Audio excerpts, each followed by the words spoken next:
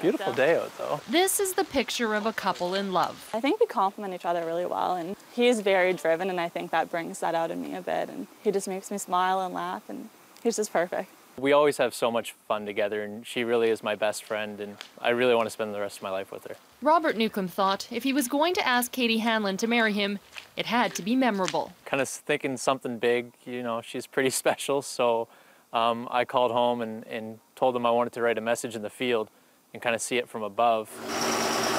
Robert's brother is a 10th generation farmer.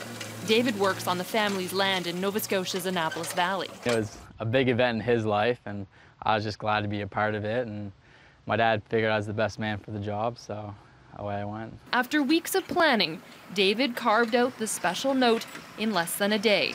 He used GPS to get it just right. In terms of a grand way to propose to your girlfriend, I think it's phenomenal. Now, Katie knew something was up when Robert suggested they go to a U-pick farm near where his parents live in the country.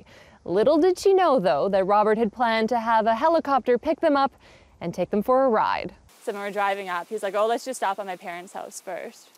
And I was like, no, let's just go to the U-pick. Like, I want to get this done. She was basically on to me at this point. All of a sudden, he's like, oh, I think I hear something, and went outside and came back in. So I was like, come on, Katie, get your shoes on. And I think that's when it kind of clicked. So I was like, oh my goodness, what's going on?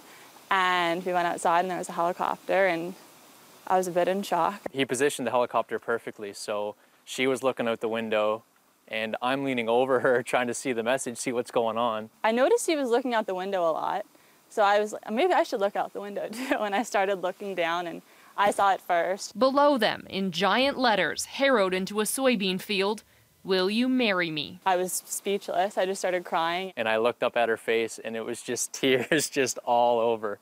And that's when I pulled out the ring and asked her to marry me, and she nodded and cried, so I took it as a yes. On the ground, the pair was greeted by family. There's a sign, balloons, and music playing, and we shared some champagne, and then we all went out to lunch together. I would have said yes if he asked me in the grocery store. So the fact that he went through that much effort to do it meant the world to me. A sentiment shared by a couple whose love is clear to see.